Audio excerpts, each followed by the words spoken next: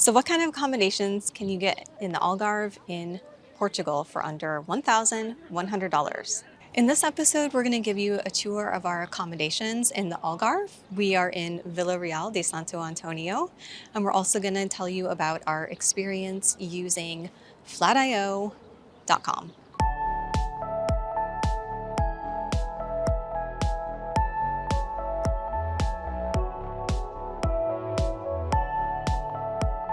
Hey, if you're new here, I am Joel, and along with my wife Michelle, we are the Wandering Hartz. Now, we're living an abundant life abroad through slow travel as nomadic travel bloggers. So, our time in Portugal actually started in Lisbon, where we spent 5 awesome days, before we went down to Portimao, where we spent 4 whole weeks. Now, for the last 6 weeks, we've been living here in Vila Real de Santo Antonio.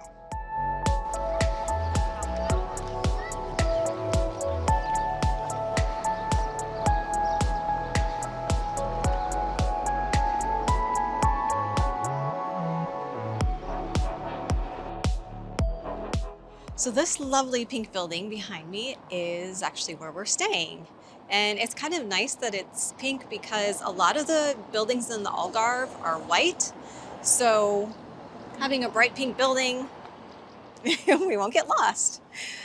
But let's take you inside. We'll show you our accommodations and show you the rest of the building.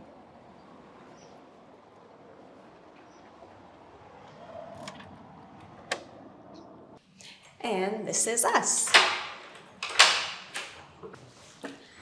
Okay, so let's take a look inside.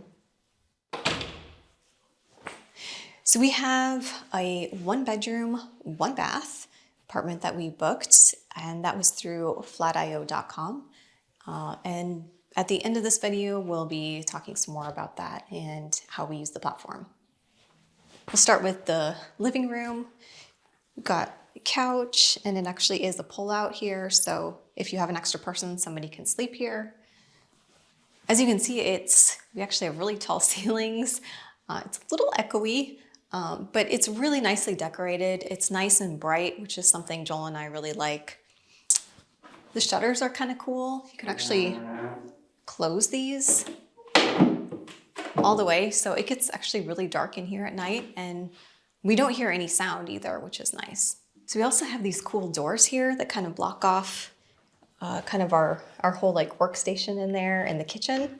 So that's kind of nice too. We've got a big flat screen TV. Joel likes that a lot. Also have internet. And then another nice feature is these are radiant heater and air conditioning, which we really like that. It keeps it nice and toasty in here. 'Cause like Joel said, we are in March here, so it is a little bit cooler. Okay, so now let's take you into the bedroom. And we've got a big bed here. It's actually really comfortable. We have 2 USB outlets on either side, so we can both plug our phones in. That's really nice.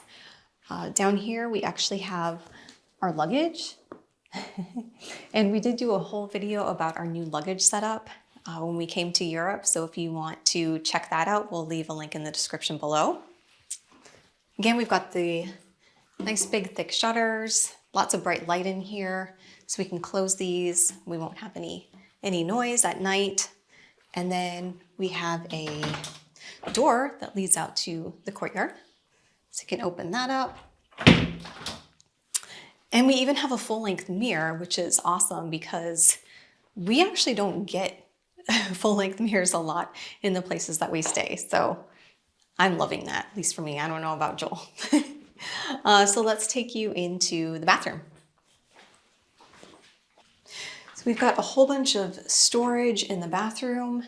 So we can put all of our toiletries in here. We've got extra bedding. Got some pull-out drawers. So we've got most of our clothes in here. Clothes, and then extra towels and sheets. And then over here is our washing machine. So we always want to try to book a place with a washer just because we're staying for places usually a month at a time, if not longer. And then a nice big sink and plenty of room on either side for whatever we need to have over there, toiletries. And And in this room, we've got a nice big tiled shower and toilet.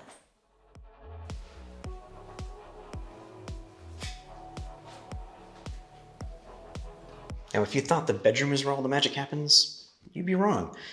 It's actually the kitchen.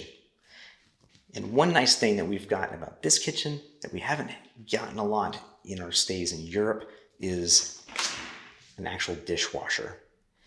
So we had one of these as well in our Portimao stay, which you can watch the video on our channel if you'd like. But this is definitely a godsend. Obviously, we've got sinks, we've got all of our regular appliances, toasters, coffee ovens, kettles, very common as well. And there's even a juicer up here too, because Portugal has some absolutely amazing oranges and very common practice to juice those. And another interesting thing is we've got our stovetop is actually an induction top, which is honestly our first time ever using one. So, but yeah, it worked out actually pretty darn good. And we've even got a microwave down here. Plus, in these drawers, we've got all of the utensils, pots, and pans, and everything else that we've needed for all of our cooking. And we also have this nice big pantry area, as well as lots of additional storage for food and everything. But probably the best feature, especially for a European apartment that we found, is the refrigerator, because it's another massive refrigerator, massive for Europe rather. Just a nice big full-size refrigerator and freezer, which is very welcome. Of course, last but not least is the dining area. And for us, when we're traveling, a lot of times we don't always have a dedicated desk or area that we can actually work from. So usually our tables end up becoming our desks. And this is, of course, is where we do all of our work on the website and edit photos and videos and things like that. So that's everything for inside the apartment. So now let's go ahead and go outside and show you what the rest of the building and the grounds have to offer. Another thing that we like about the property is that it's actually fairly small. There's actually 10 units in the whole building. Everything from studios, one bedrooms, and even 2 bedrooms. In fact, there's also this nice little courtyard area too.